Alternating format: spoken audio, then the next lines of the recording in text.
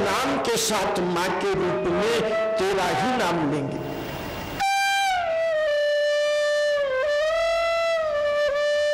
तू भाई नहीं है, तू मेरी मां है।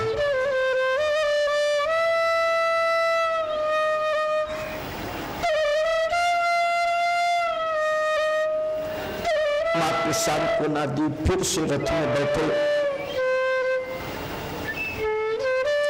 अक्रूर जी से कहा, अक्रूर जी, ये भोले वृंदावन वासी, गोकुल वासी मेरा पीछा नहीं छोड़ेंगे। रथ को जरा शीघ्रता से बढ़ाओ।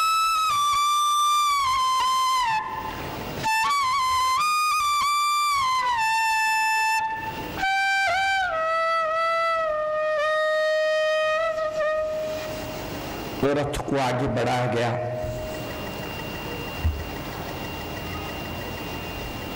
मथुरा के नजदीक पहुंचते पहुंचते सायंकाल का समय हो गया था। अक्रूर जी ने यमुना में स्नान किया सायं संध्या करने के लिए। अक्रूर जी के मन में थोड़ी शंका थी कि कन्हैया को मैं लिए तो जा रहा हूं, परंतु कंस दुष्ट है, छल कपट से कहीं कन्हैया को मार न डाले।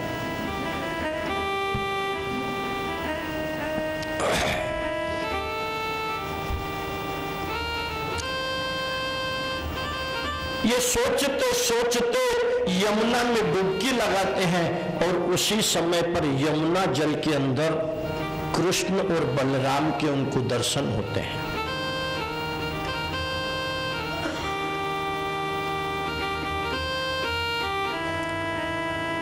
मैं उनको रथ में छोड़ के आया हूं, ये पानी के अंदर कैसे आ गए, ये देखने के लिए ऊपर आते हैं तो रथ में भी बैठे हुए हैं। फिर डुबकी लगाई, फिर पानी में दिखाई दी।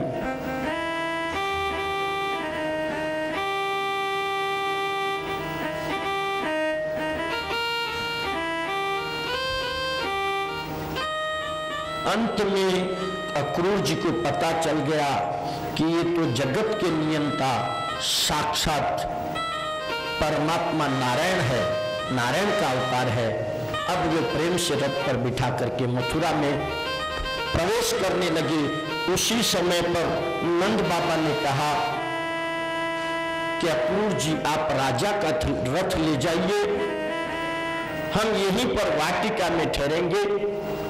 वाटिका में ठहरे। वाटिका में जैसे ही ठहरे तो कन्हैया ने कहा, बाबा ये सभी बाल गोपाल मथुरा देखने चाहता है, हम थोड़ा सा मथुरा घुमाएं। तो बाबा ने कहा ठीक है घुमाओ, परंतु ये अपना गोकुल गांव नहीं है, यहाँ कोई गड़बड़ नहीं करना। वहां तो अपना गांव था, यहाँ सिपाही होते हैं राजा के, गड़बड़ करोगे तो पकड़ ले जाएंगे। कन्हैया कहने लगे, ना बाबा हम काय को गड़बड़ करेंगे, कैसे कैसे बड़े बड़े घर हैं, यहाँ के लोग कैसे होंगे, हम गड़बड़ करेंगे तो क्या कहेंगे, और बाबा आपका नाम खराब नहीं होगा क्या? हाँ, हम कुछ गड़बड़ नहीं, हम सिर्फ देख के आएंगे, चल दिए। और जैसे ही मथुरा की वेश के अंदर दरवाजे में प्रवेश किए तो ग्वाल बाल साथ में थे, उनको हमेशा जयकारा लगाने की आदत थी। तो प्रवेश करते ही बोल कृष्ण कन्हैया लाल की जय। अब सबने जोर से मिलकर जय की तो मथुरावासी अपनी अपनी खिड़कियों से दरवाजे से बाहर निकले। क्या हो गया? आज तक कंस की जो गिनती थी ये कोई नया आ गया और वो देखने के लिए सभी बाहर आए। बाहर आकर के देखा तो कृष्ण का दर्शन हुआ। आज मथुरावासी अपने आप को धन्य मानने लगे। थोड़ी देर आगे चले होंगे कि महाराज कंस का धोबी मिल गया। वह महाराज कंस के कपड़े धो धुपा करके प्रेस वगैरह करके राजमहल को पहुंचाने के लिए जा रहा था।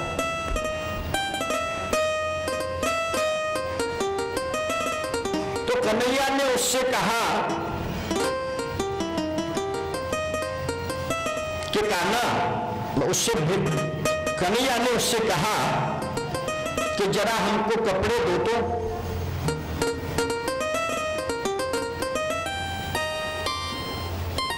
तो धोबी ने कहा, अरे गांव के गवार, ये राजा के कपड़े हैं,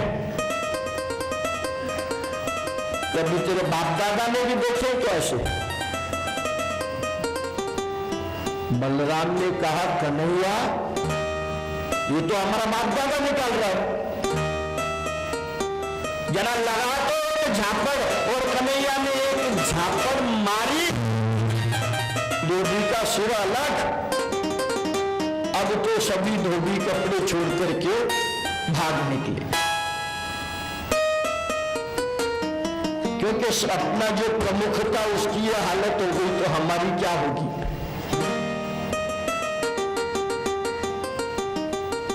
कन्हैया ने गोकुल के अंदर कभी भी अपने बाल नहीं काटे, बाल बनाए नहीं, कभी पांव में पग रखा नहीं पहना। माता यशोदा ने कहा था गौ सेवा के लिए जब जा रहे थे तब कि कन्हैया पग रखा अर्थात तो चप्पल जूता पहन ले, परंतु कन्हैया कहने लगा, मैया मेरी जब गौ माता कुछ नहीं पहनती तो मैं क्यों पहनूं? गौ का तो निमित्त था, परंतु उनके साथ के जो ग्वाल बाल थे ये सभी दरिद्री और गरीब थे, वे कहां से पग रखा लाते, इसलिए कन्हैया ने पग रखा नहीं पहना। तीसरा, उन्होंने कभी भी सिला हुआ वस्त्र गोकुल वृंदावन में नहीं पहना, पीतांबरी और कमली। और चौथा, उन्होंने मथुरा वृंदावन में कभी भी अपने हाथ में शस्त्र नहीं रखा। एक हाथ में मुरली और दूसरे हाथ में मक्खन और मिश्री की दही। और उस समय कन्हैया ने प्रतिज्ञा की थी कि मेरे इन गोप बालकों को जब मैं वस्त्र पहनाऊंगा उसके बाद ही मैं वस्त्र पहनूंगा, तब तक नहीं पहनूंगा। और आज उस प्रतिज्ञा को पूरी करने के लिए कन्हैया ने अपने हाथ से उन धोबियों की, राजा कंस के कपड़ों की गांठ खोली और एक एक वस्त्र निकाल करके एक एक ग्वाले को दे रहा है। सब पहन रहे हैं। ये शिल्पी बड़ा जबरदस्त है, ये टेलर मास्टर जोरदार है। जो जैसा कपड़ा पहन रहा है उसकी माप को बराबर फिट, न छोटा है न बड़ा है। सभी ग्वाल बालों ने वस्त्र पहने। अब बिचारों ने पहले टाइम वस्त्र देखे थे, वो भी राजसी वस्त्र। कान्हा, अरे कान्हा, तो बहुत अच्छे वस्त्र है रे, इन कपड़ों से तो हमारा ब्याह हो जाएगा, हमारी शादी हो जाएगी। सभी बच्चे प्रसन्न हुए और फिर कन्हैया ने उसमें का एक वस्त्र स्वयं ने धारण किया।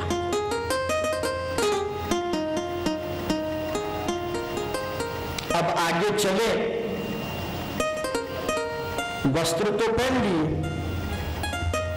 तो मार्ग में मिली कुब्जा। ये कुब्जा महाराज कंस के लिए केसर और चंदन का उबटन बनाती थी। तो कन्हैया ने कहा कि इसमें का कुछ चंदन हमको दे दे, मैं और मेरे ये सभी मित्र तिलक करेंगे, क्यों इतने अच्छे कपड़ों में तो तिलक के साथ ही अच्छे लगेंगे।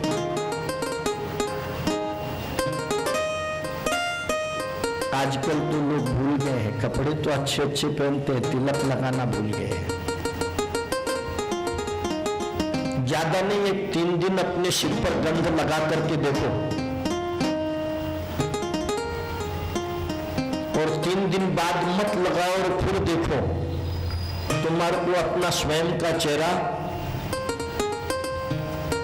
उदास लगेगा।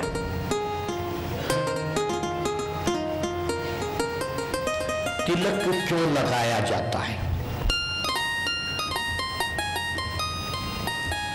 हमारे शरीर के अंदर 7 चक्र होते हैं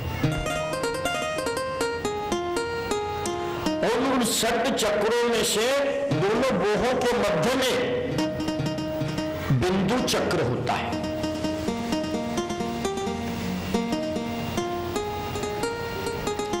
इस बिंदु चक्र को जागृत होने के बाद हमारी बुद्धि जागृत होती है, हमारी बुद्धि बढ़ती है,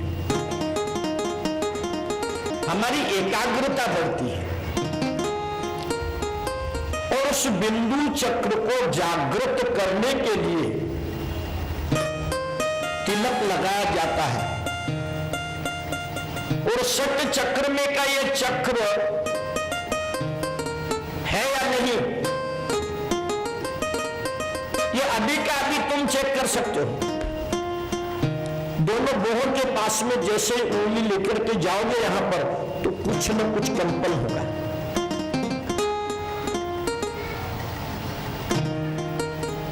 और इसलिए तिलक और गंध अवश्य लगाना चाहिए। कुब्जा ने कहा, ठीक है लो बालकों, मैं खुद ही तुम्हारे को तिलक लगा देती हूं। और कुब्जा ने सभी गोप बालकों को, बलराम और कृष्ण को भी चंदन और केसर का तिलक लगाया। परमात्मा किसी का बकाया कभी नहीं रखता है। जो परमात्मा को थोड़ा देता है, परमात्मा उसको बहुत कुछ देता है। परमात्मा ने देखा, कृष्ण ने, कान्हा ने देखा कि इसने तिलक लगा करके मेरे चेहरे को सुशोभित किया है, सुंदर किया है, और ये जीव स्वयं कुबड़ा है, कुरूप दिख रहा है।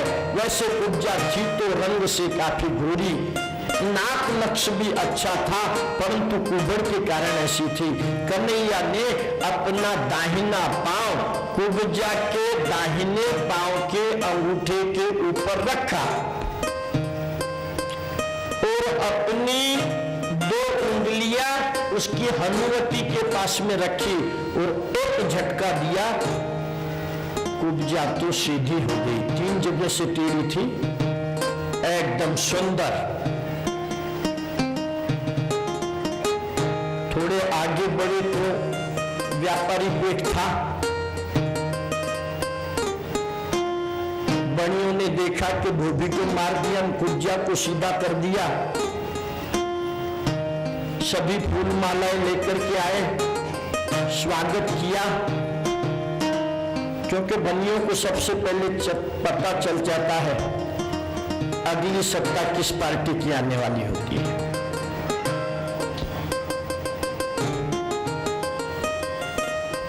इसलिए पहले से ही खुश करने में लग जाते हैं। थोड़ा शोक सुपारी दिया, परंतु जैसे ही दुकान पे कुछ ग्राहक आए, अपने काम धंधे में लग गए। कान्हा ने पूछा, धनुष यज्ञ का मार्ग किधर है बताओ। तो बोला, जी हमको कुछ काम धंधा है कि नहीं, जाओ आगे जाके किसी से पूछो। मतलब पूरा हो गया ना, क्योंकि मात्र कन्हैया को फूल माला पहनने से लक्ष्मी जी प्रसन्न हो गई थी, इसलिए उनके घर को चली गई। और एक बार लक्ष्मी आ गई तो दुनिया किसको पूछता है? किसी को। आगे बढ़े, धनुष यज्ञ था जहां पर गए, वहां के चौकीदार से पूछा, बोले हम इसको हाथ लगा सकते हैं क्या? चौकीदार ने देखा बालक है, क्या करेंगे? ठीक है, दर्शन करो, हाथ लगा लो, परंतु वो ज्यादा गड़बड़ नहीं करना। नहीं, गड़बड़ नहीं करेंगे हम। आज्ञा दी, आज्ञा मिल गई। धनुष को हाथ लगाया, उठाया और प्रत्यंचा चढ़ाने लगे तो धनुष के 2 टुकड़े हो गए। चौथा दिन था, धनुष यज्ञ में विघ्न हो गए। वहां के रक्षक मारने को दौड़े तो एक धनुष का हिस्सा लिया बलराम ने और एक लिया कृष्ण ने, जो आए सबको। और अब फटाफट मथुरा के बाहर बाबा के पास, बाबा ने पूछा, पूरा कन्हैया देखा है? हाँ भाई देखा है। एकदम शांति से आके बैठ गए। बोले कुछ गड़बड़ तो नहीं की? नहीं। बोले बाबा कोई गड़बड़ नहीं की, आपका नाम लिया ना हमने तो देखो लोगों ने हमको कितने सुंदर सुंदर कपड़े दिए। नंद बाबा बेचारे बोले थे, मैं हमेशा यहाँ आता हूँ, यहाँ के सभी यदुवंशियों से प्रेम से रहता हूँ, प्रेम से बोलता हूँ, तो मेरा बच्चा पहले टाइम आया है इसलिए उन्होंने कुछ दिया होगा। अब इधर कंस को जैसे ही समाचार मालूम पड़ा, उसने कहा कि ये तो ठीक नहीं हुआ। ब्राह्मणों ने कहा महाराज अब आपको कोई नहीं बचा सकता। अरे बोलो दुष्टों क्या बोलते हो, कौन नहीं बचा सकता? मेरी रक्षा करने को मैं स्वयं समर्थ हूं। ग्वालियर पीड़ हाथी को प्रातःकाल होते ही भरपूर मदिरा पिला करके उसको मस्त कर दिया। जैसे ही राम और कृष्ण आए, इस हाथी के नीचे कुचल करके उनको मार डालना। प्रातःकाल होते ही धनुष यज्ञ के लिए सब निकलते हैं। राम कृष्ण और नंद बाबा पहुंचते हैं। ग्वालियर पीड़ हाथी को वहां पर छोड़ा जाता है उनके ऊपर। वह ग्वालियर पीड़ हाथी कृष्ण को अपनी सूंड में उठा करके ऊपर उठाता है और उसी समय पर कृष्ण अपने दाहिने हाथ का प्रहार उसके मस्तक के ऊपर करता है और ग्वालियर पीड़ हाथी तो राम नाम सत्य। उस हाथी के दोनों जो दांत थे, एक बलराम ने उखाड़ लिया, एक कृष्ण ने उखाड़ लिया और अपने कंधे पर रखा और यज्ञशाला के कमान में से प्रवेश करने लगे। फिर बाल गोपाल ने इन्होंने क्या कहा, आवाज लगाई, बोलिए कृष्ण। सुंदर बैठा हुआ था सामने सिंहासन पे, वो देखने लगा ये क्या हुआ। नंद बाबा एक जगह पर बैठ गए, सभी गोप बालक उनके साथ में बैठ गए और प्रवेश द्वार पर ही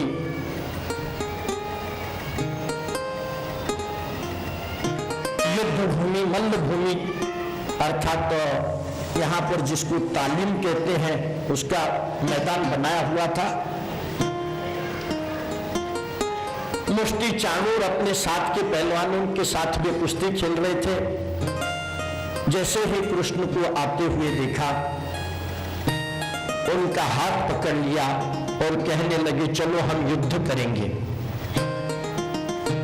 महाराज जो है, महाराज कंस पुरस्कार देंगे, जो जीतेगा उसको पुरस्कार देंगे।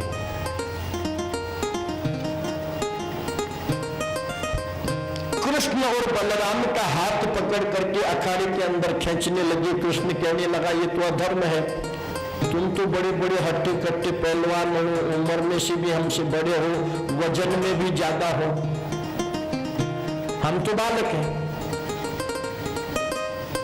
अरे बोलो तू काय का बालक है, तूने तो पूतना को मार दिया, इसको मार दिया, उसको मार दिया। और जबरदस्ती युद्ध करने लगे। कन्हैया बोला ठीक है, मेरी माँ ने भी कोई मुझे ऐसा नहीं बनाया है, खूब माखन मिश्री खिलाई है।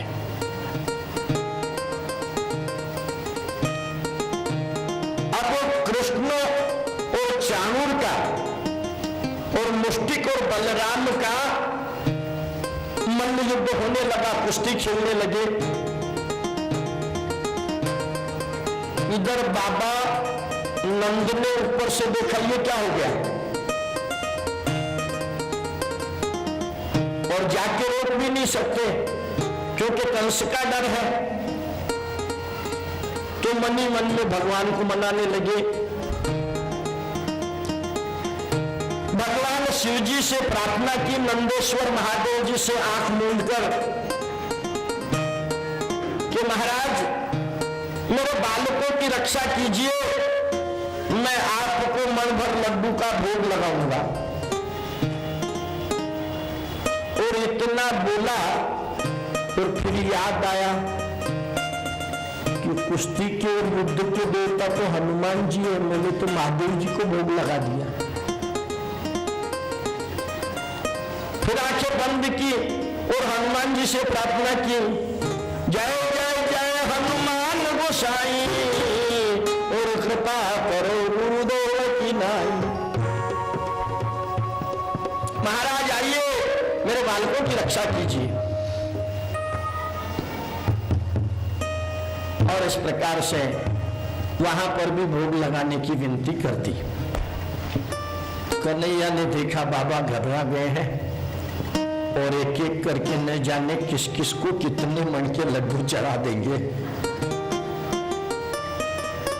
खेचा उसने चाणूर को और एक लगाई चाणूर तो वहीं पर चित। बलराम ने भी वैसा ही किया, मुष्टिक को पकड़ा और चित।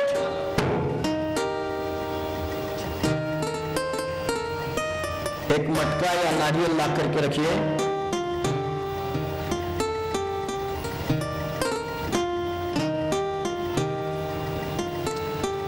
अब इधर कंस के जो वाद्य बजाने वाले थे ना, ढोल ताशा,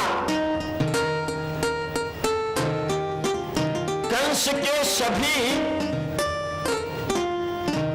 मल्लों को जोश दिलाने के लिए आंख बंद के ढोल ताशा बजा रहे थे।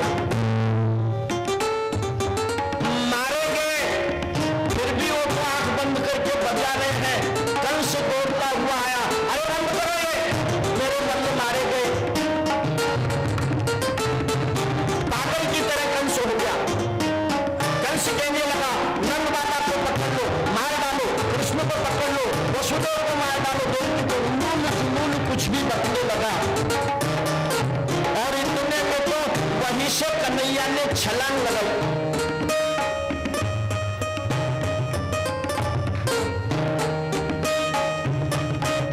छलांग लगा करके और राज सिंहासन के सामने जाकर के खड़ा हो गया। मामा कंस, मैं हूं देवकी का 8वां पुत्र।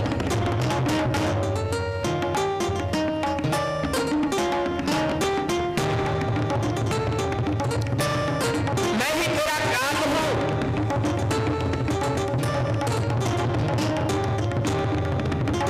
अब तो कंस को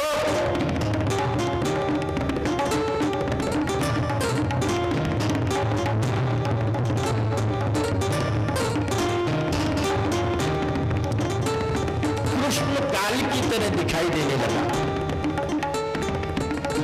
वहां कृष्ण सभी को जिसकी जैसी दृष्टि थी उसके अनुसार दिखने लगा। जाकी रही भावना जैसी और प्रभु मूर्ति देखी तीन तैसी।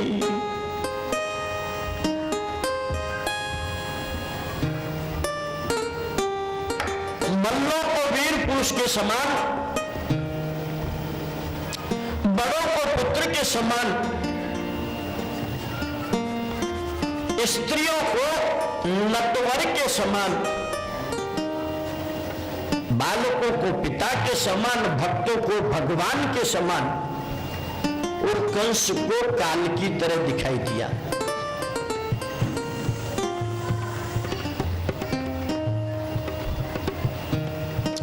और जाकर के कंस के बाल पकड़े, सिंहासन से नीचे घसीटा और एक प्रहार किया, तो वही प्राण पक्षी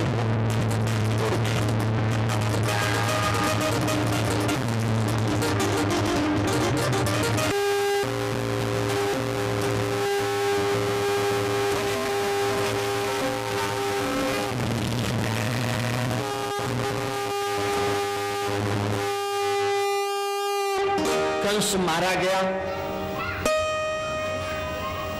कंस की पत्नियां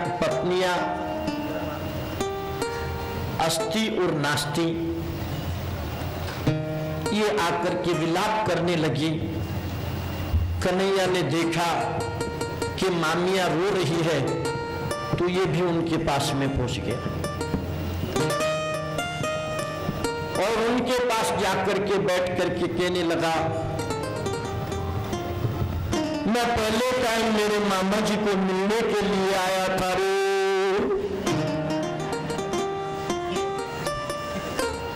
मेरे मामा जी तो मुझे पूरी तरह से बात भी नहीं कर पाए रे,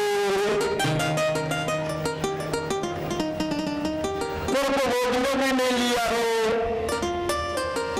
मामिया कहने लगी, कान्हा तू रो मत, वो तो उनके कर्मों के कारण मरे हैं। रामायण में रावण वध के बाद मंदोदरी यही बात कहती है, और भागवत में कंस की मृत्यु के बाद कंस की पत्नियां अस्ति और नास्ति जिनका नाम है, ये यही कहती है, क्योंकि परमात्मा किसी को भी नहीं मारता है।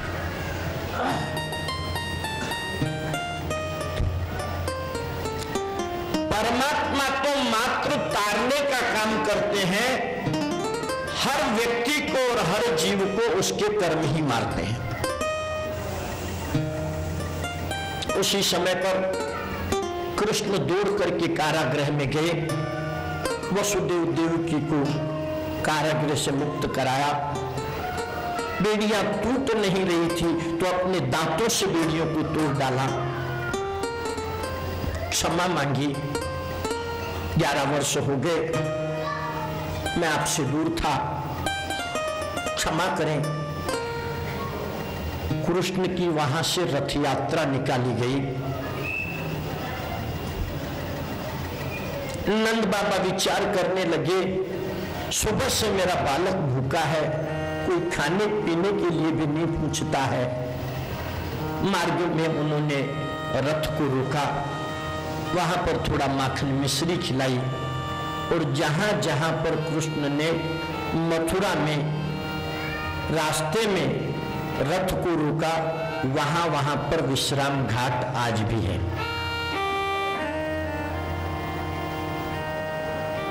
राजा बनाया गया, परंतु कृष्ण कहता है मैं राजा नहीं बनूंगा। मेरे नाना जी उग्रसेन को ही राज्य पद दिया जाए।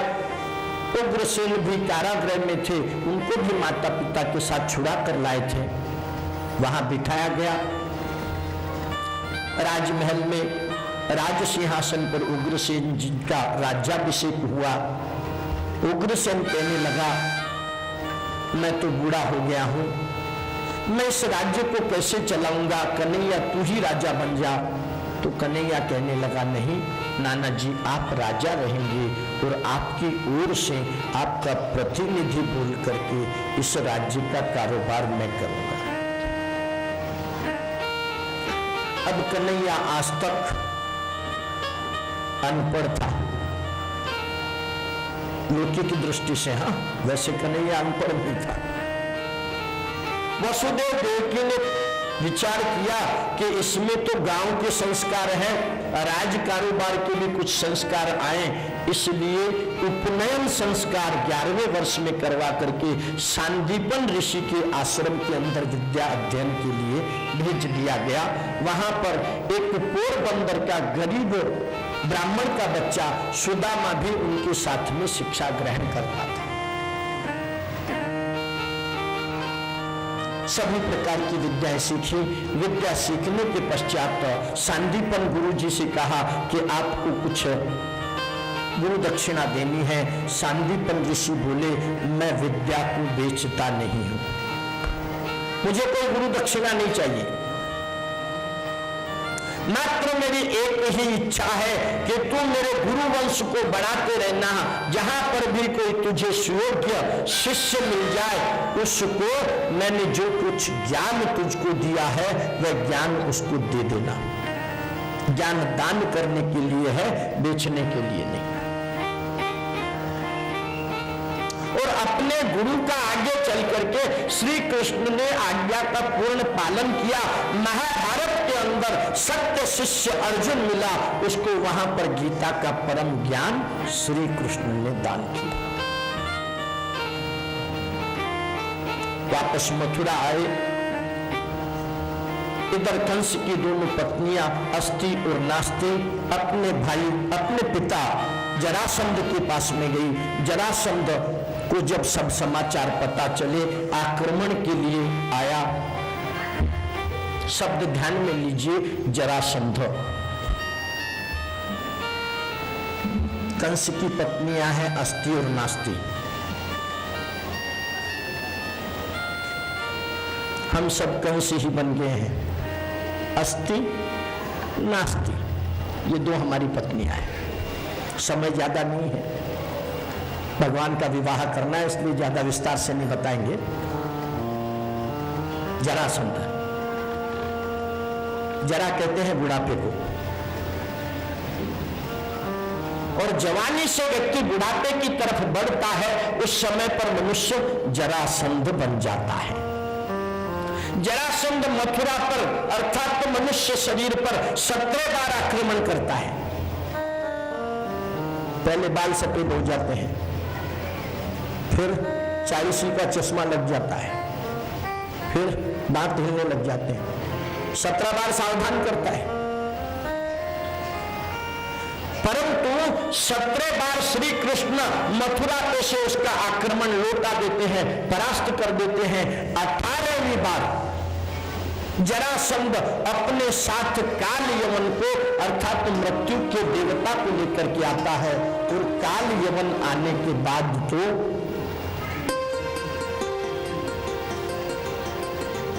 कृष्ण को मथुरा छोड़ना पड़ता है। कौन कृष्ण? हमारे अंदर जो प्राण है यही तो कृष्ण है, यही तो परमात्मा है। जो जीवात्मा है वह काल यवन अर्थात जरासंध 18वीं बार मृत्यु को साथ में लेकर आता है, तो कृष्ण मथुरा अर्थात इस शरीर को छोड़कर भाग जाते हैं, चले जाते हैं। उससे पहले ही विश्वकर्मा को कहकर के भगवान श्री कृष्ण ने गुजरात के वहां पर समुद्र किनारे पर द्वारिका का निवास बना दिया था, और उग्रसेन आदि को उसके 18वें आक्रमण से पहले ही द्वारिका में पहुंचा दिया था। श्री कृष्ण दौड़ चले हैं। एक गुफा के अंदर मुचुकुंद राजा सोया हुआ था। कई हजार वर्षों तक उसने देवाधि इंद्र के साथ में दैत्यों से युद्ध किया था। थक गया, युद्ध पूर्ण हुआ, देवताओं की विजय हुई।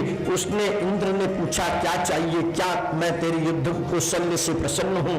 तो मुचुकुंद ने कहा मैं बहुत थक चुका हूं, मैं सोना चाहता हूं, निद्रा लेना चाहता हूं। मुचुकुंद ने कहा ठीक है, जा तू इस पर्वत की गुफा में जाकर के सो जा, तुझे कोई परेशान नहीं करेगा।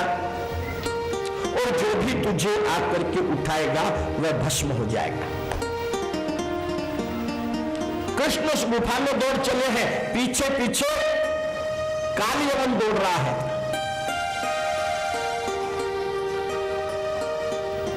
ये काल यवन कालिया के वंश का है और भगवान ने वचन दिया था कालिया को उस डोह से बाहर निकालने के समय पर, क्योंकि सर्प भी काल का तो रूप है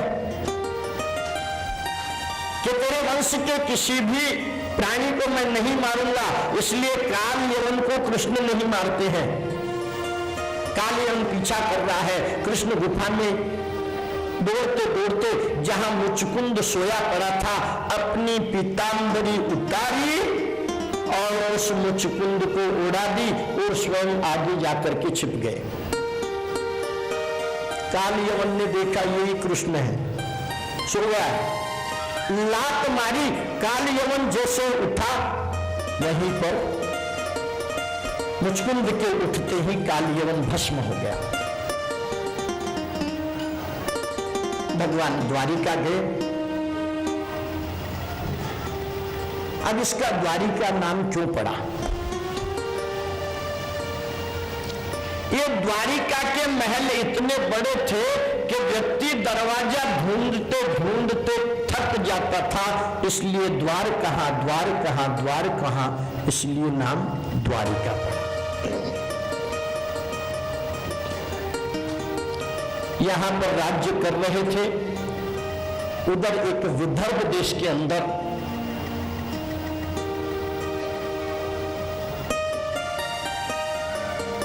राजा था। उस विदर्भ देश के राजा के यहां पर उसकी एक कन्या थी जिसका नाम था रुक्मणी, और एक पुत्र था जिसका नाम था रुक्मी।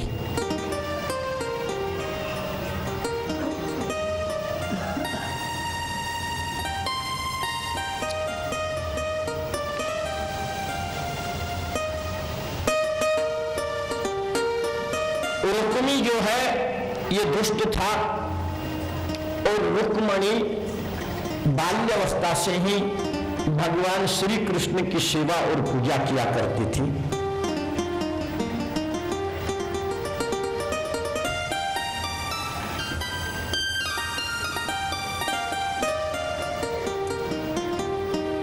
रुक्मी का विचार था कि रुक्मणी का विवाह शिशुपाल के साथ कराया जाए, और रुक्मणी की इच्छा थी कि मेरा विवाह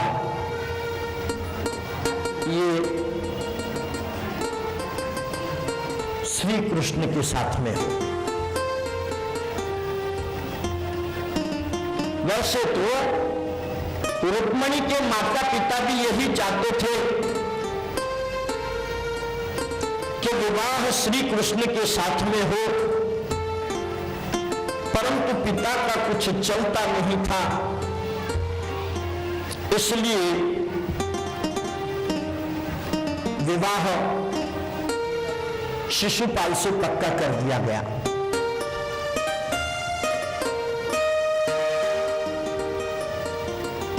विवाह शिशुपाल से पक्का करने के बाद इस रुक्मणी के अंतरपुर में एक सुदेव नाम का ब्राह्मण रहता था। रुक्मणी ने उस ब्राह्मण को बुलाया और ब्राह्मण को बुला करके कहा,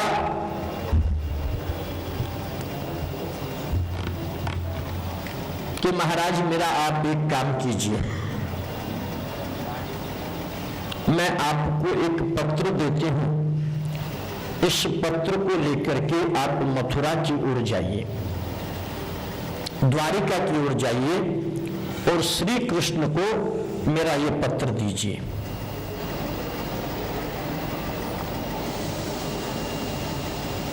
सुदेव ब्राह्मण वह पत्र लेकर के द्वारिका में आता है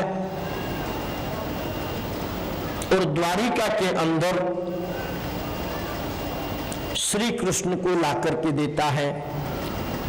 भगवान उस सुदेव नाम के ब्राह्मण का स्वागत करते हैं भोजन कराते हैं और पत्र को खोल करके देखते हैं तो वह पत्र 7 श्लोकों का है। इन 7 श्लोकों के अंदर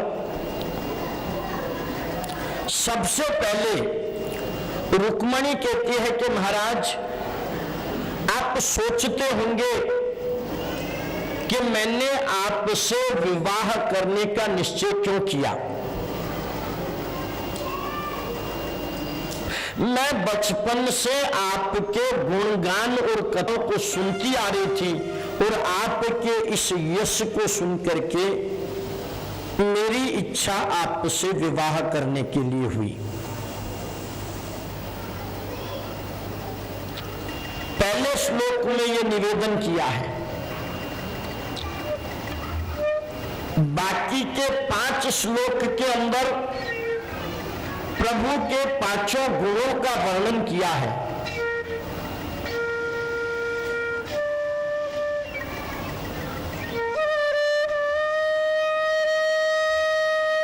सातवें श्लोक के अंदर रुक्मणी ने भगवान श्री कृष्ण को मुझे आप आकर के कैसे लेकर के जाएं और कहां से लेकर के जाएं ये लिखा है।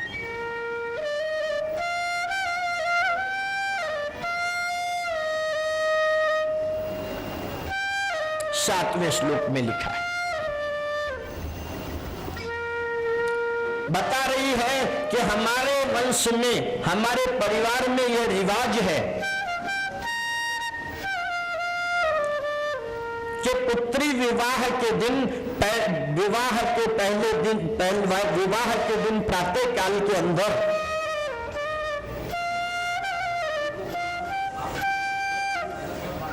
अपनी कुलदेवी की पूजन के लिए पैदल ही जाती है।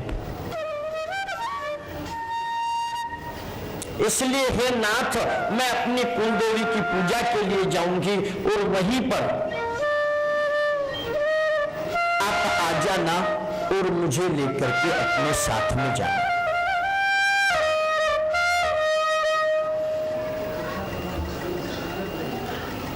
तो बीच के जो 5 श्लोक थे उनमें से एक श्लोक के अंदर रुक्मणी ने लिखा है कि आप सोचते होंगे कि मैं रुक्मणी को लेकर के क्यों आऊं और उसको विवाह करने से मुझे क्या मिलेगा।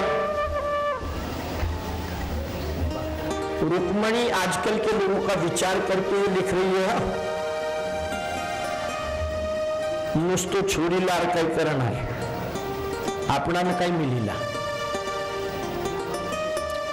तो रुक्मणी कहती है महाराज, मैंने आज तक जितने व्रत उपवास पुण्य कर्म किए हैं, ये सभी मेरे सत्कर्म की जो पूंजी है वह मैं अपने साथ में लेकर के आऊंगी।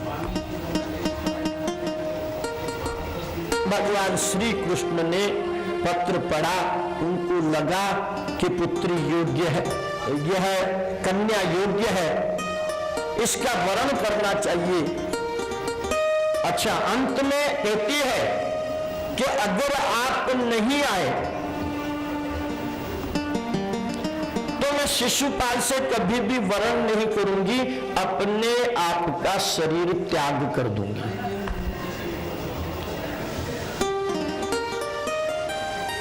भगवान श्री कृष्ण ने प्रातःकाल होते ही रथ सजाया, उस सुदेव नाम के ब्राह्मण को अपने साथ रथ में बिठाया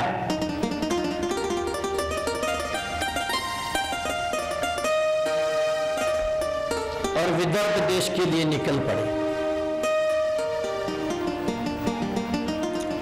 इधर शिशुपाल को भी खबर लग गई क्योंकि वह बारात लेकर के आया हुआ था।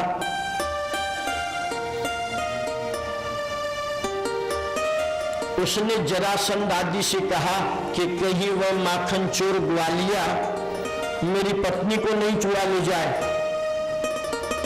तो जरासंध आदि राजा कहने लगे, महाराज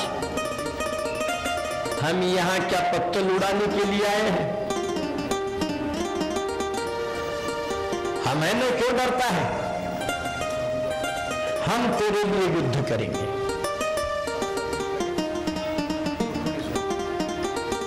डरने की कोई आवश्यकता नहीं। और इस प्रकार सभी ने शिशुपाल को ढाढ़स बंधाया। इधर माता पार्वती की पूजन के लिए रुक्मणी अपनी सखियों के संग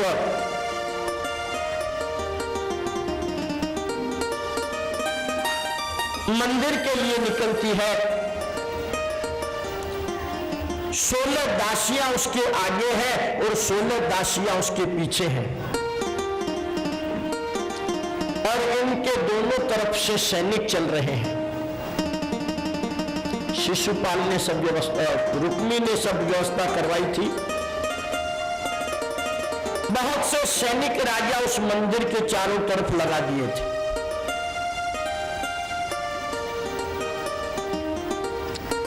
वहां पर जाकर के वह पूजा कर रही है और पूजा करते हुए रुक्मणी माता पार्वती से प्रार्थना कर रही है, जय जय जय गिरिराज किशोरी। माता से प्रार्थना करके कह रही है कि मैया, जिस प्रकार से आपने शिव जी को अपनाया है वैसे ही जन्म जन्मांतर तक मैं कृष्ण की दासी बनी रहूं, कृष्ण की पत्नी बनी रहूं, ये मैंने मन से संकल्प किया है। आप मेरी इच्छा को पूर्ण करें।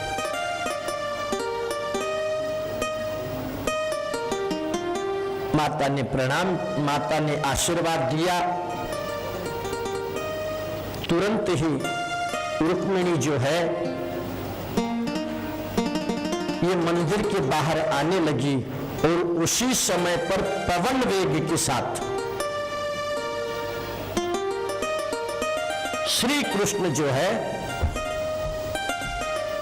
आते हैं और रुक्मिणी का हाथ पकड़कर उसको रथ में बैठा लेते हैं और उसी वेग से रथ आगे बढ़ जाता है। मंदिर से बाहर जैसे ही रुक्मिणी माता निकलती है, उनकी शरीर का तेज, उनकी कांति इतनी जबरदस्त है कि वहां पर जितने भी पहरेदार और राजा थे सभी की आंखें चुंदिया गई और वे मूर्छित जैसे से होकर के गिर पड़े और उतने में तो श्री कृष्ण लेकर के चले गए। सभी राजा कहने लगे क्या हो गया, क्योंकि ये सभी राजा कामी राजा थे, माता की दृष्टि से नहीं देखते थे। रुक्मिणी जी तो माता का स्वरूप है। माता जी को तो वंदन किया जा सकता है, परंतु ये काम भाव से दिखते थे, इसलिए माता जी ने अपने शरीर से इतना तेज प्रकट किया कि उसके कारण ये सभी मूर्छित होकर के गिर पड़े। धराशायी राजाओं को जब सुध आई तो अपने अपने कपड़े झाड़ने लगे। एक कहने लगा मुझे चक्कर सा आ गया था इसलिए मैं गिर गया। और अब सभी ये कृष्ण से युद्ध करने के लिए दौड़ पड़े हैं। शिशुपाल और जरासंध आदि सब साथ में है।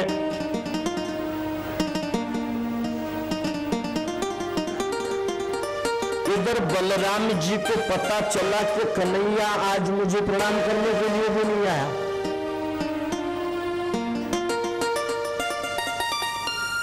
कन्हैया का, कृष्ण का नियम था स्वयं परमात्मा होते हुए भी अपने माता पिता को और अपने से बड़ों को प्रणाम किया करते थे। परंतु आज कन्हैया आया नहीं, इसलिए वो चौकसी करने लगे। तब पता चला ऐसा ऐसा पत्र लेकर के एक ब्राह्मण आया था और इसलिए ये चले गए। दाऊ जी ने देखा कि ये कितना शर्मिला है, मुझे बताया भी नहीं, क्योंकि ब्याह का चक्कर था ना, इसलिए शर्म के मारे क्या मालूम दाऊ जी परमिशन दे या न दे, इसलिए बताया नहीं।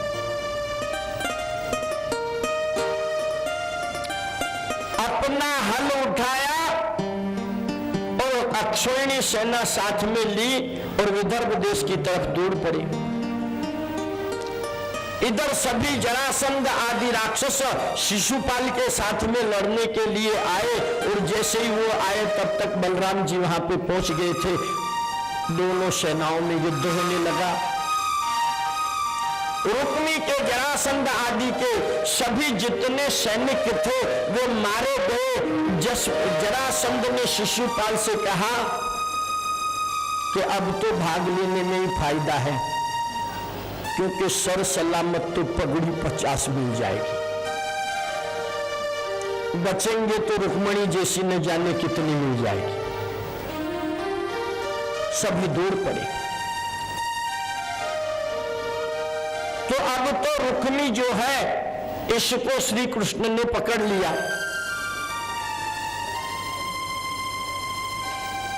और दंड देने जा रहे हैं। उसी समय पर तो बलराम जी कहते हैं, नहीं कन्हैया, तू इसे दंड नहीं दे सकता, ये तो तेरा साल का है, तेरा होने वाला साला है। अब तो ये अपना समझी हो गया है।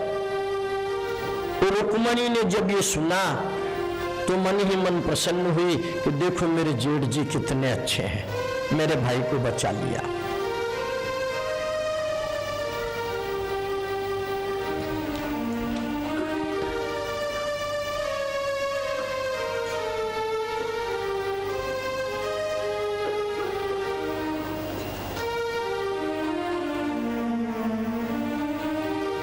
तो इस प्रकार से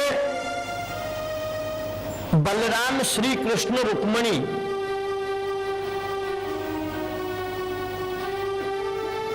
ये द्वारिका के तरफ पहुंचे,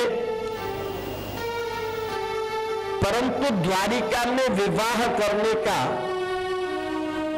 भगवान श्री कृष्ण को नहीं, द्वारिका में विवाह नहीं करने का शाप लगा हुआ था। इस कारण से कौंडिन्यपुर के अंदर श्री कृष्ण भगवान के विवाह को करने का निश्चय किया गया।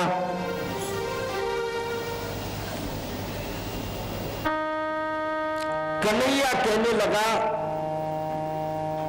कि मैं विवाह नहीं करूंगा।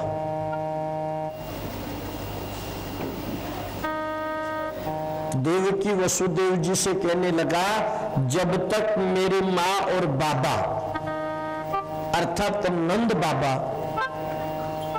और यशोदा नहीं आएंगे तब तक मैं विवाह नहीं करूंगा।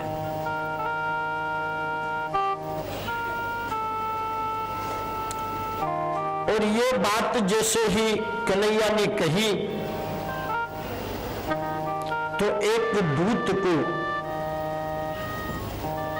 वहां पर गोकुल वृंदावन में भेजा गया।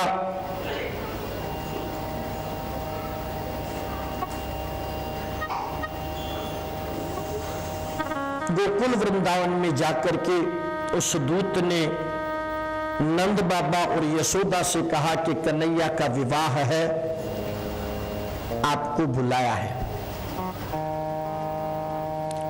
नंद बाबा कहने लगे, वह तो यहां पर आता नहीं है, हमारा समाचार कभी लिया नहीं है, और अब वहां विवाह के लिए हमको बुला रहा है। नंद बाबा ने कहा, हम विवाह के लिए नहीं आएंगे। उसका जिस दिन विवाह है उस दिन हम तो यहीं पर ब्राह्मणों को भोजन करवा देंगे।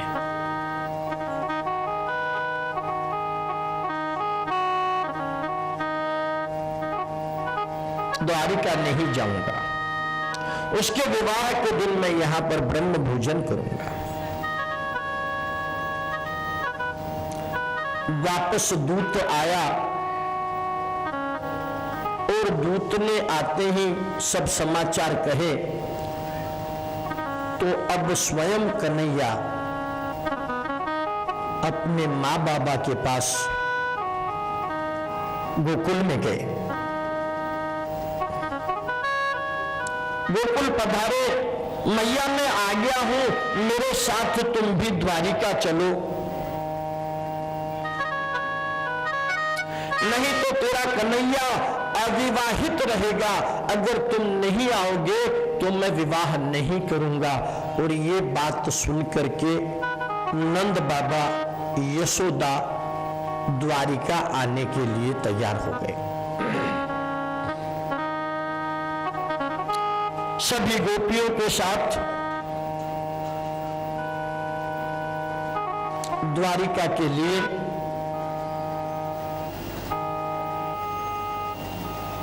वहां पर गोप बालकों के साथ नंद बाबा यशोदा और श्री कृष्ण पधारे हैं।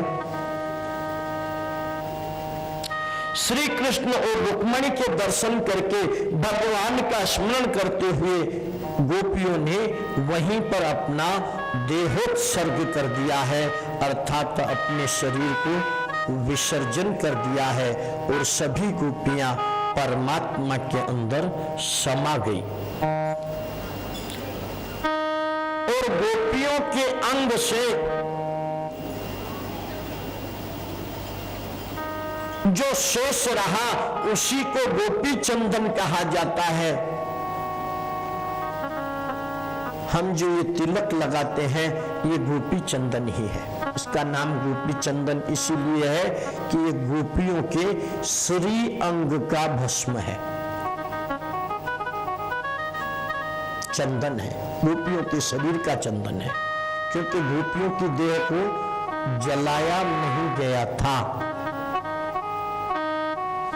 गोपियों ने कृष्ण का ध्यान करते करते अपने प्राण पखुरुओं को इस प्रकार से बाहर निकाला कि भगवान के तेजोमय ध्यान के कारण वहीं पर पूरा शरीर गोपी चंदन के रूप में बदल गया।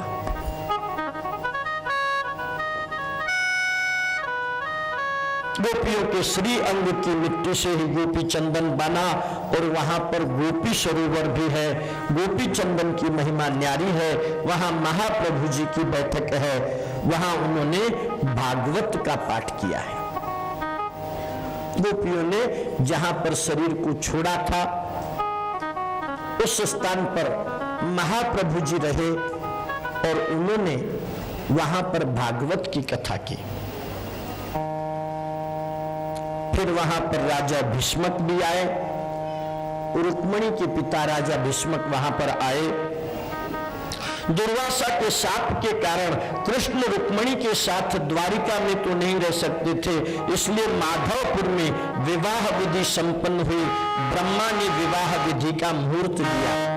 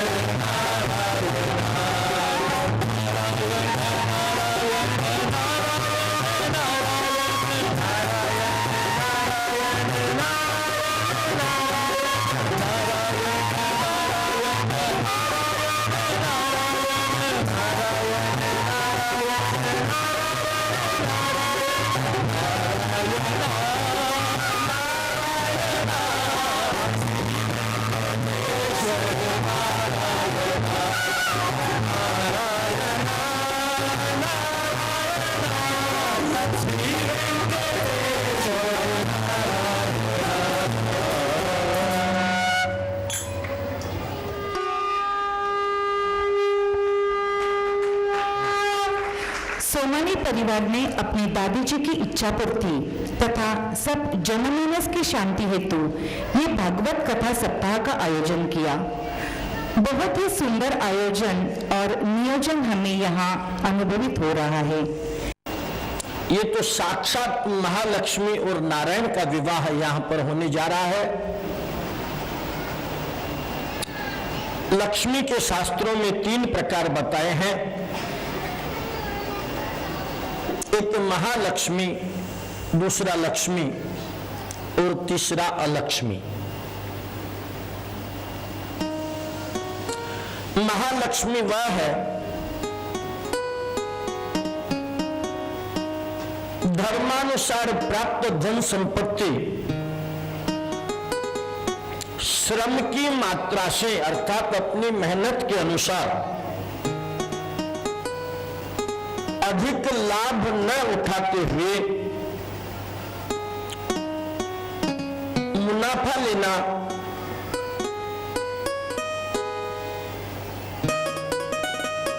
और उसको मेहनत से कमाई हुई संपत्ति के द्वारा शुभ कार्यों में सर्वप्रथम काम में लेना, अर्थात कमाई हुई मेहनत की कुछ मात्रा धर्म कार्यों के लिए निकाल करके जो संपत्ति जमा की जाती है उसे महालक्ष्मी कहते हैं।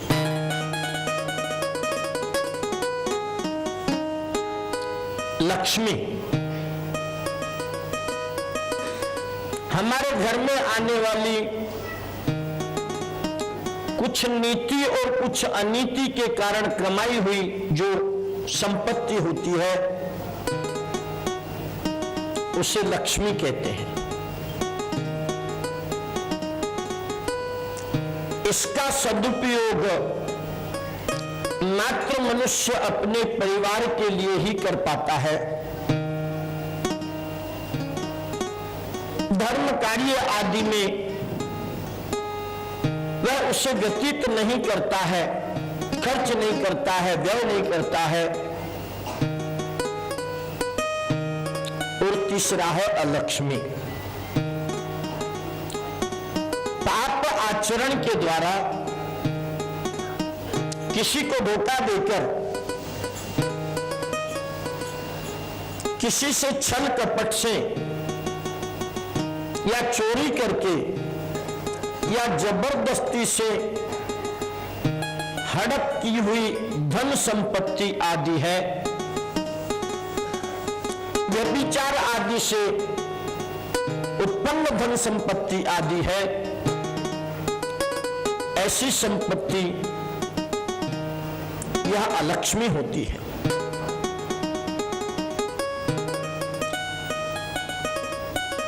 यहां पर माता रुक्मिणी तो साक्षात महालक्ष्मी है।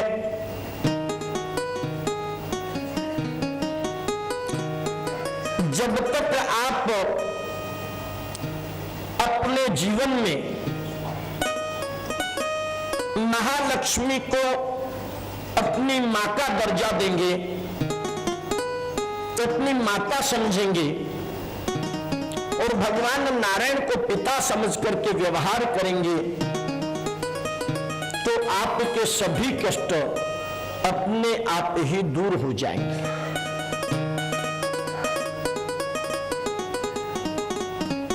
मात्र आजकल के धन संपत्ति रखने वाले लोग धर्म को, अपने धर्म गुरुओं को मान सम्मान देना भूल चुके हैं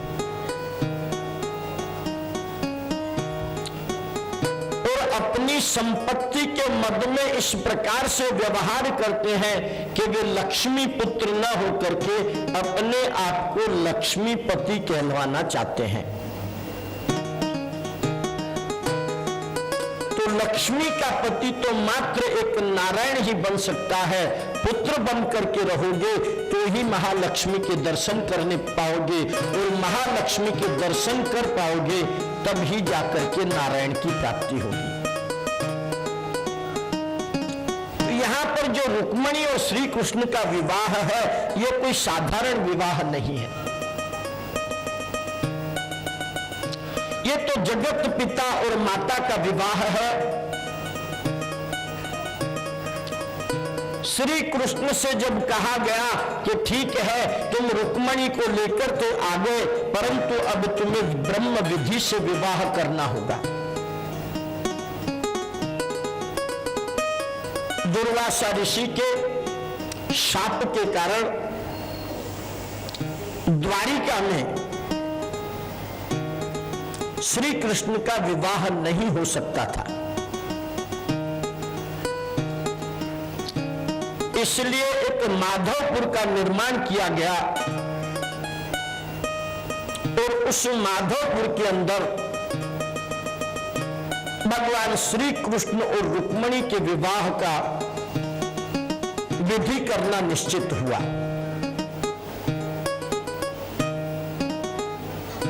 उस समय पर श्री कृष्ण ने कहा कि जब तक मेरे मां और बाबा इस विवाह में नहीं आएंगे तब तक मैं विवाह नहीं करूंगा।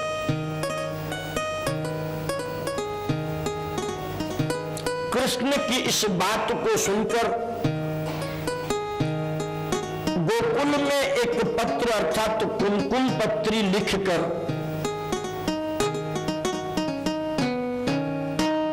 नंद बाबा और माता यशोदा के पास में एक दूत लेकर के गया। उस दूत का नाम था उद्धव।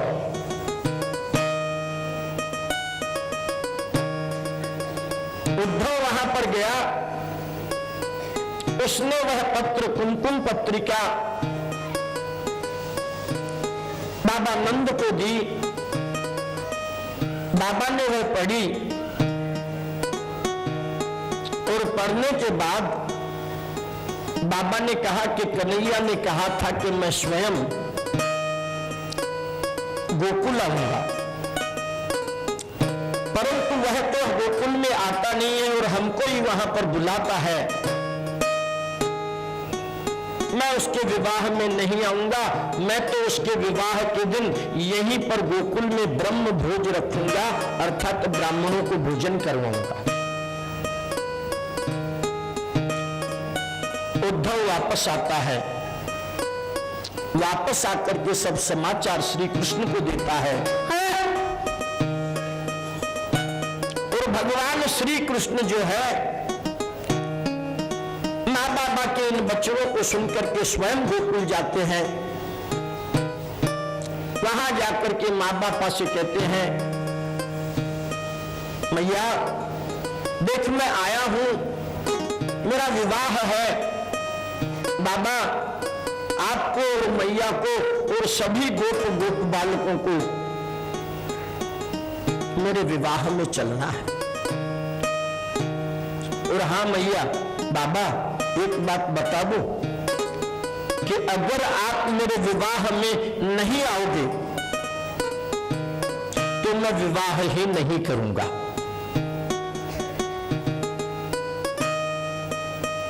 मैं विवाह नहीं करूंगा।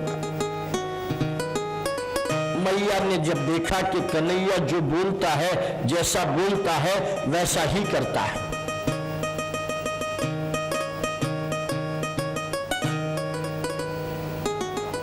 तो माँ बाबा ने जब देखा कि कन्हैया विवाह नहीं करेगा, तो माँ बाबा गोपिकाएं एवं सभी गोकुलवासी कृष्ण के साथ माधवपुर के लिए रवाना हो गए।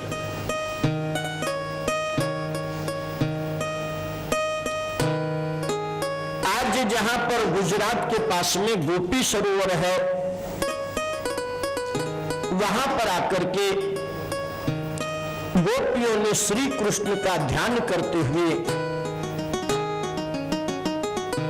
अपने शरीर का वहां त्याग किया और गोपियों के शरीर की मिट्टी से गोपी चंदन निर्माण हुआ। जहां महाप्रभु जी की बैठक है, महाप्रभु जी ने वहां पर भागवत का पाठ सुनाया है।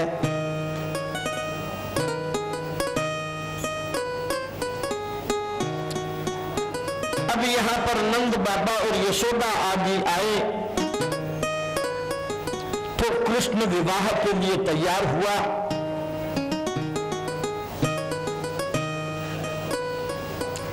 राजा भीष्मक भी वहां पर कन्यादान के लिए आया। ब्रह्मा ने विवाह विधि का मुहूर्त निकलाया मार्गशीर्ष शुक्ला पंचमी के दिन, जिसे हम वसंत पंचमी कहते हैं। उस दिन मंडप सजाया गया और वहां पर अब लक्ष्मी नारायण का विवाह होने जा रहा है। और इस विवाह से पूर्व यहां पर विराजमान हम सभी के परम श्रद्धेय परम पूज्य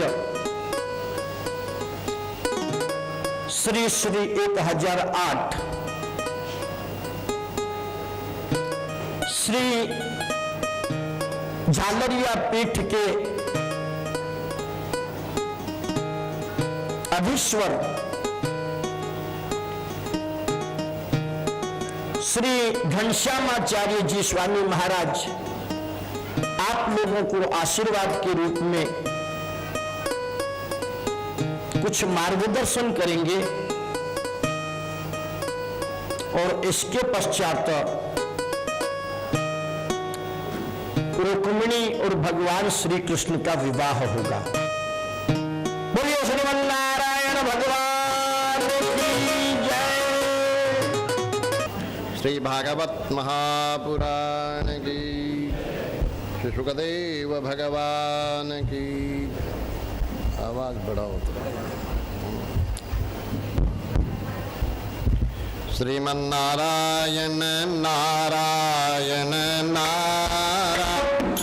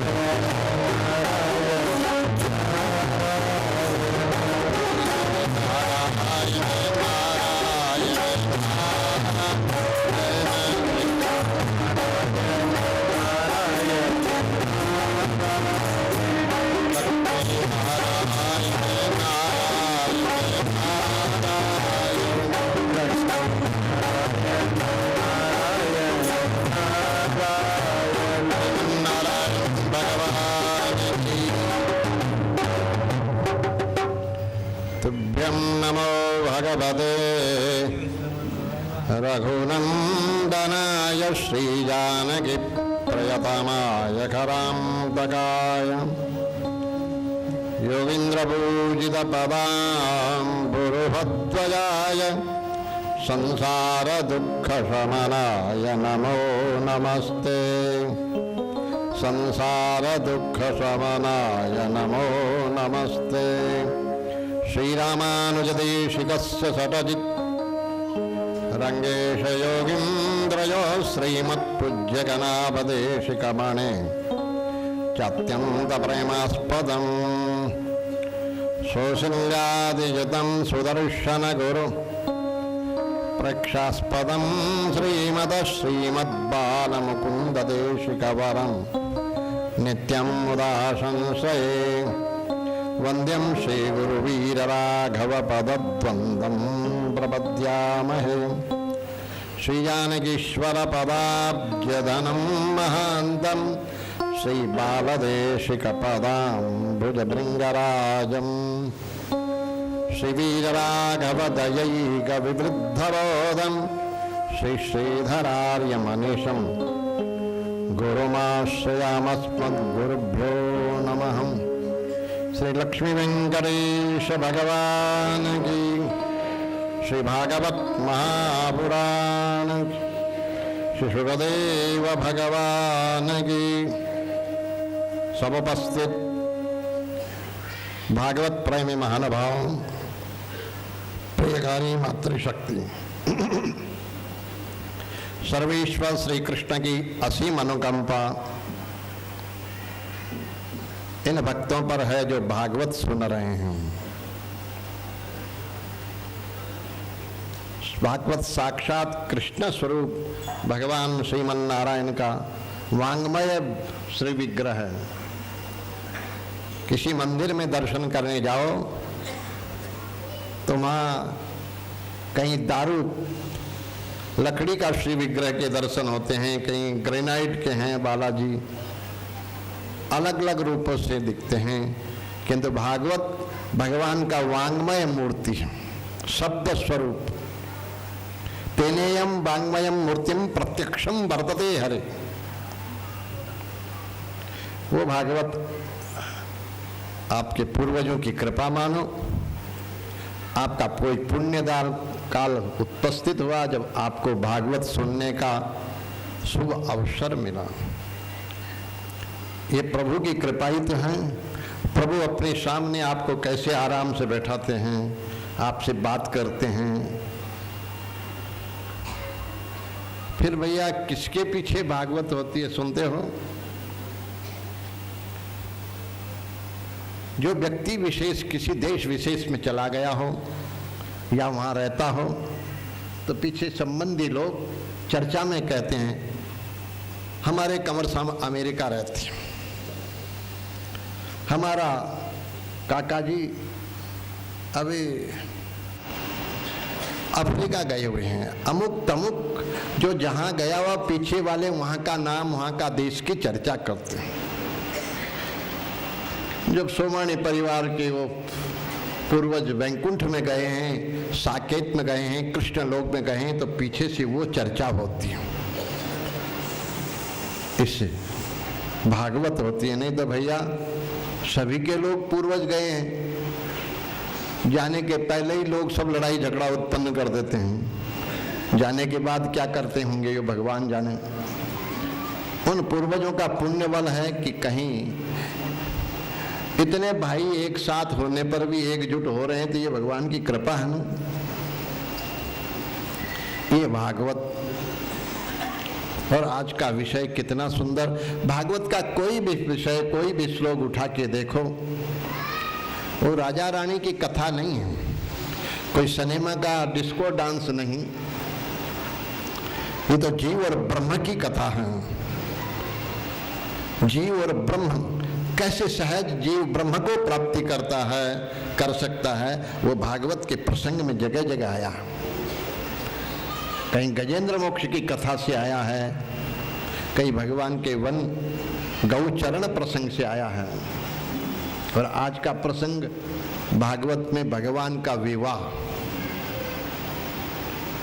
लोग कहेंगे हाँ जी वहाँ विवाह प्रसंग था। कैसा विवाह प्रसंग? अत्यंत अद्भुत, ईश्वर को मिलाता है।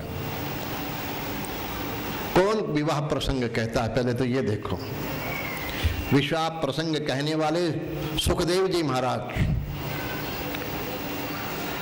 जो संसार में कहीं भगवान की माया मोह नहीं ले, संसार के चक्कर में पड़ नहीं जाओ इसलिए माँ के उधर से निकले ही नहीं, वहीं बैठे रह गए वर्षों। बार बार व्यास जी के कहने पर जन्मते ही पीछे मुड़ के नहीं देखा जिन्होंने। यम प्रवर्जंतम अनुपेतम अपेत कृत्यम दैपायनो विरह कातर आजुहाव। जन्मते ही पीछे मुड़ के नहीं देखा, नाल छेदन नहीं हो पाया तो जंगल में चल पड़े। बोले पीछे मुड़ूंगा तो संसार खींच लेगा मेरे को। इस वृद्धापा में पुत्र हुआ है। पिता व्यास जी पीछे भग रहे, पुत्र पुत्र पुत्र पुत्र रुक जा रहे। सुखदेव जी कोई उधर ध्यान नहीं दे रहे हैं। प्रतिध्वनि रूप से वृक्षों के द्वारा, पहाड़ों के द्वारा प्रतिध्वनि रूप से पुत्र पुत्र वापस सुनाई देता। कौन किसका पुत्र? वो सुखदेव जी जब आगे जा रहे हैं, अब पीछे व्यास जी दौड़े चले जा रहे हैं पुत्र मोह में। गोपिकाएं, कन्याएं स्नान कर रही है तालाब में। सुखदेव जी उस 16 वर्ष की अवस्था में जा रहे हैं। कन्याओं के मन में कोई विकार नहीं, सब ऐसे ही नारी है, वस्त्र भी पूरे नहीं है। जब व्यास जी आए तो उनको देख के कपड़े पहनने लगे। भाई जी ने कहा, मेरा नौजवान पुत्र जा रहा था, उस समय तो तुमने कपड़े नहीं पहने, मैं तो बूढ़ा दादा हूं। बोले क्षमा करें, आपको तो संसार का मालूम है, संसार क्या है। उनको तो मालूम ही नहीं संसार क्या है। वो सुखदेव जी महाराज संसार की कथा, विवाह कथा कह रहे हैं, संसार की कथा नहीं, उस परमात्मा की कथा है। और सुनने वाला कौन है, जरा विचार करो। बोले जी भागवत में विवाह प्रसंग आया, सुनने वाला विवाह प्रसंग कौन है? राजा परीक्षित, जिसके सामने मृत्यु खड़ी है। इसी क्षण एक क्षण देरी नहीं लग सकती है, आगे अकाल सामना है। जिसके सामने मृत्यु खड़ी हो, अस्पताल में सीरियस स्थिति में, कि भाई विवाह प्रसंग सुना में उस समय विवाह प्रसंग कोई नहीं सुनता। सुनने वाला राजा परीक्षित, मृत्यु सामने खड़ी है, वो भी ध्यान से सुन रहा है और विस्तार चाहता है। कैसे कैसे विवाह हुआ, कैसे रुक्मिणी और भगवान का मंगलमय वो परिणय हुआ। वो भागवत का विवाह प्रसंग वो जीव और ब्रह्म को मिलाता है। किसके साथ विवाह करना चाहिए, भागवत बोलता है। किसके साथ वर्ण करना चाहिए? संसार के उन पामर पतियों के साथ जो पता नहीं किस समय छोड़ के चले जाएं, किस समय छोड़ के चले जाएं पता नहीं। शायद आपके गांव की घटना हो या दूसरे गांव की घटना। ये पति पत्नी, संसार के लोग ऐसे होते हैं। किसी की स्त्री बीमार हुई तो थोड़े दिन तो इलाज है। डॉक्टर ने कहा तो कभी मंदिर नहीं जाने वाला आज मंदिर पहुंच गया, लक्ष्मी नारायण मंदिर पहुंचा। पुजारी ने देखा कभी नहीं आते आज। भगवान ने कहा कमोन हाँ भाई, बहुत क्या बात है, कभी नहीं आया आज, कैसे भटक गया? बोले भगवान आप तो जानते हो मेरी घरवाली, हाँ तुम्हारी घरवाली सीरियस है, उसको स्वस्थ ठीक कर दो। बोले नहीं, उसको ठीक कराने के लिए थोड़े ही आया हूँ आपके पास। तो फिर बोले मैं घर नहीं पहुँचू, उसके पुले उठा लो उसको। हाँ गोविंदाय नमो नमः। बोले रे तुमने तो कितनी कितनी बातें करते थे उसके लिए। बोले वो करने की बात दूसरी है, दूसरी ले आऊंगा, तीसरी ले आऊंगा, चौथी ले आऊंगा, होते हैं ना ऐसे लोग। अब बताओ उनके साथ विवाह कर रहे हो, ये संसार। और बाइयां भी देखो ना, आजकल का जमाना तो प्राचीन जमाने की बात कहता हूँ। एक सेठ जी सेंचुरी लगा चुके थे, सेंचुरी कहते ना, 100 वर्ष पार कर चुके, पुराना जन्म का घी दूध खाए हुए थे। अब तो सबको कहते आते, जिसको मेरा अमुक मित्र चला गया, मेरे अमुक संबंधी चले गए, मेरे को तो ये मृत्यु आती ही नहीं है जी, कभी बीमार पड़ता ही नहीं हूं। मृत्यु कहते हैं रोज याद करता, तो चलो ना आज इसके घर ही, आज इसके घर ही चलते हैं, बहुत दिन हो गए याद कर रहा है। तो मृत्यु ने धक्का लगाया, तो लोग बिस्तर के नीचे ले रहे हैं, वापिस ठीक हो रहा है, कभी नीचे कभी ऊपर। अब तो पोते परपोते सड़पोते 100 वर्ष में तो कितने इकट्ठे होते हैं, सब इकट्ठे हो गए, सब मंत्रणा करने लगे। ये खुशौट तो मरने वाला नहीं, और हमारा पिकनिक चौपट कर रहा है। तो हमको तो वहाँ जाना था, स्विट्जरलैंड जाना था, वहाँ जाना था, पोता बहुर पोते होते सारे बेटे पोते यही मीटिंग कर रहे हैं, ये मरता ही नहीं। 10 दिन हो गए, बेकार का टाइम, मनमरा के छुट्टी पाता ही नहीं। जिस पोते के जन्म के दिन दादाजी ने लड्डू बांटे थे, आज वो पोता ही मर जाए तो अच्छा लगे। ये संसार, वो संसार के लोग ऐसे होते हैं। उस बुढ़िया ने सुन लिया, वो भी 90-95 पार कर चुकी है। धीरे धीरे आकर के श्रीमान से कहती है झुकती झुकती, क्यों जी आप आराम से मरते भी नहीं हो? बोले तुम भी मुझे मरने का कहती हो, मेरी आयु बढ़ाने के लिए तुमने पता नहीं कितने चौथ के व्रत कर डाले, कैसे भूखी रही, कैसी तपस्या की, और मेरे को मरने हो। बोले आराम से मरते भी नहीं हो, तुम कैसे आराम से मरोगे? घरवाली बोलती है तुम कभी भागवत में गए नहीं, यदि भागवत में जाते तो तुम्हें मरना शुभ बताता हूं, तुम्हें मरना भी अच्छे तरीके से होता, तो मरना भी नहीं सीख पाए अच्छी तरह। एक ही काम किया, मेरे को सजाने में रह गए, बोते पोते सब दुखी हो रहे हैं, मेरे लिए कितने जेवर बनाए, कितने आभूषण बनाए, कितनी गाड़ियां लाए, मेरे को सजाने में रह गए, कभी अपने उस मार्ग को तुमने नहीं सजाया जहां तुम्हें जाना है। वो सेठ जो सेंचुरी पार कर चुका बोले हाँ मैं तो भूल गया, मैंने तो तेरे लिए कितने सेट बनाए, हीरे जवाहरात पन्ना सुन्ना जितने बनाए। बोले हाँ और क्या किया? बोले हाँ उनको पहन के आ तो सबको। सेठानी बोले मैं पहन के आऊँ, मेरे को तो एक दो ही आभूषण पहनना मुश्किल होता है। बोले नहीं वो ब्याह वाली साड़ी वही बन ठन के आ। सेठानी जी ने सोचा हो सका मेरे आभूषण देख करके किसी गरीब के कोई दान कर देगा, किसी अस्पताल में दे देगा, किसी गरीब के भोजन के लिए दे देगा, तो शायद इसका अंतिम समय सुधर जाए तो आराम से मरेगा, ये तड़प रहा है जो। तो इस दृष्टि से दो चार आभूषण पहन के आई और दूर से कहती है ये देऊं कि ये देऊं कि ये देऊं कि वो देऊं, कुछ दे दूं। वो जो सेठ मृत्यु सैया पर पड़ा हुआ बोले नहीं नहीं नहीं, देने का नाम लेना, मेरे बाप दादों ने 7 पीढ़ी में कुछ नहीं दिया, मैं क्या दूंगा? मेरे तो यहाँ देने का रिवाज है ही नहीं, लेने का रिवाज है, ब्याई जी से लिया ही लिया, कहीं ब्याई जी को दिया थोड़ी है कभी। तो फिर मेरे को क्यों बुलाया? बोले यहाँ बैठ जा। चारपाई पर बैठाया, सुनना विवाह प्रसंग सुन रहा है ना? बोले यहाँ बैठ जा। सेठानी बोली आधा घंटा हो गया, मैं यहाँ बैठी क्या करूंगी? अभी परपोते को खिलाऊंगी तो उसकी माँ धोवन धावन चाय पिलाएगी मुझे। इन डोकरियों की दशा ऐसी है घर में, पोते की बहू आती है ना उसके कपड़े धोना पड़ता है, नौकरानी से भी गई बीती दुर्दशा उनकी होती है। बोले मुझे बहुत काम है। बोले तुम्हें तो काम है किंतु तू यहाँ बैठी रह। सेठानी पूछती है बात क्या, मुझे क्यों बैठा रखा है यहाँ? बोले तुम्हें मालूम नहीं यमराज आने वाला अभी। बोले मेरा यमराज से क्या लेन देन, वो आपको लेने आ रहा है, आप जानो यमराज जाने, मेरा क्या लेन देन है? बोले लेन देन तो तुम्हारा यमराज के साथ नहीं है अभी, किंतु मेरे को लेने आ रहा है, तुम्हें सजी धजी देखेगा, मेरे को भूल जाएगा, तुम्हें ले जाएगा, मैं यहीं रह जाऊंगा, मैं यहीं रह जाऊंगा। ये संसार के लोग ऐसे विवाह करते हैं, अपनी जगह उनको भेजना चाहते हैं। बोलो यदि कोई मित्र को कहे भैया, वही दादाजी को कहीं निमंत्रण आए तो पोता बोले दादाजी आप रहो, भागवत की प्रसादी में मैं चला जाऊंगा, आपको शुगर की बीमारी है। दादाजी बोले नहीं तो तू यहीं रह, मैं ही जा जाता हूँ, घर में तो खाने नहीं देते, वहां मैं मिठाई खाऊंगा। अगर अच्छी जगह जाना हो, बताओ जिस सेठानी को ये कहा गया कि मेरे जगह तुम्हें ले जाएगा और मैं यहीं रह जाऊंगा, कितना क्रोध आया होगा। हाई अटैक, ब्लड प्रेशर ऐसा बढ़ा, 2-4 आभूषण जैसे जल्दी जल्दी निकाले, जिसके लिए चौथ के व्रत करते करते 95 वर्ष पार कर चुकी है, उसी पर क्रोध आया और 2 से सिर पर दे माला उस सेठ के, कहते ही मरो, मैं क्यों मरा? कोई नहीं मरना चाहता। ऐसे संसार के उन संबंधियों के साथ, उन पति पत्नी के साथ क्या संबंध करना? संबंध तो उस परमात्मा के साथ करो जो हर समय आपके साथ है। सर्वस्व चामम हृदय सन्निमिट्टो मत्तस्मृति ज्ञानम अपोहनम च।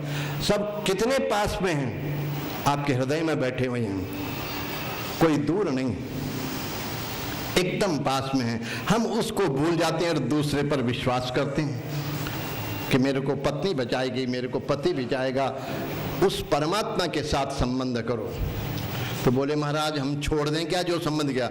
छोड़ना नहीं है, उनको वो चीजें दो जो संसार की वस्तु चाहते हैं, जो परमात्मा के पास तो मन रखो। अब कभी बताएंगे मन कैसे रखा जाता है। आज तो भागवत का वो विवाह प्रसंग हो रहा है। भगवान रुक्मिणी वल्लभ। बहुत से लोग आक्षेप करते हैं कि भागवत में हम गए, भगवान ने जब कृष्ण ने ही रुक्मिणी का हरण करे तो हम क्यों न करें। मैंने कहा आपने पूरी भागवत सुनी नहीं और पढ़ी नहीं। रुक्मिणी का हरण नहीं हुआ। रुक्मिणी के माता पिता चाहते थे रुक्मिणी का विवाह कृष्ण के साथ होवे। नारद जी ने बचपन में ही संबंध बताया। माता पिता चाहते थे, घर के सभी मेंबर चाहते थे, बस एक भाई बड़ा तो था, किंतु उसने देखा मैं शिशुपाल को अपनी बहन दे दूं तो बस उससे मेरा संबंध होगा और फिर मैं ऊंचा हो जाऊंगा, प्रमुख हो जाऊंगा। ऐसी बातें करके विरोध करने लगा। जो भाई विरोध कर रहा उसी की पत्नी ने पत्र लिखाया रुक्मिणी से। रुक्मिणी जी से पत्र उन्होंने लिखाया, भाभी ने, कि देखो मेरे तो पति हैं इसलिए मैं दूसरे को पत्र लिख नहीं सकती, इसलिए आप लिखो। और संसार का कोई पत्र नहीं लिखा, भगवत शरणागति पत्र लिखा। हे भुवन सुंदर, हे परमात्मा, स्त्री को पति से अलग कोई सुंदर लगना ही नहीं चाहिए। सुंदर है किम न सुंदरम, सबसे ज्यादा सुंदर तो वह है। और परमात्मा को कहा मैं तो आपकी वस्तु हूं, मेरा जन्म तो आपके पढ़ने के लिए हुआ है। क्या भूल गए वैकुंठ के उस दृश्य को? आप देरी क्यों कर रहे हैं? भगवान को ये पत्र लिख करके, भगवान तो तैयार ही बैठे थे, बोले भाई मुझे कोई बुलावे तो जाऊं नहीं, बिना बुलाए कैसे जाऊं। और वो प्रसंग देखा। कभी प्रसंग को पूरा देखोगे तो रथ की डोर जो है रुक्मिणी जी ने चलाई है, न कि भगवान कृष्ण ने चलाई। भगवान तो पीछे लड़ रहे हैं, योद्धाओं से लड़ रहे हैं, उसके भाई से लड़ रहे थे। माता पिता की इच्छा थी कि तुम्हारा विवाह वहां हो, और देवी का आशीर्वाद था कात्यायनी का, इसलिए रुक्मिणी मंगल। बहुत से ये आक्षेप लगाते हैं भागवत में ऐसा लेगा इनका, हम भी करेंगे तो भैया पहले भगवान ने छोटी अवस्था में सर्पों पर नृत्य किया था, सर्प नाक पर। आप भी जरा सर्प को छेड़ के देखो ना, बच जाओ तो आगे की बात करना। भगवान ने जो अच्छा अच्छा काम किया उसको तो कर नहीं रहे। भगवान तो मक्खन मिश्री पाते थे, और आजकल आप सुबह उठते ही पता नहीं क्या खोलते हो। फिर बताओ, भगवान के उन कार्यों को मत देखो, भगवान ने उनमें उनका जो वास्तविक रूप है वो देखो। ये भागवत का ज्ञान है। इन्हीं शब्दों के साथ श्रीमन नारायण भगवान की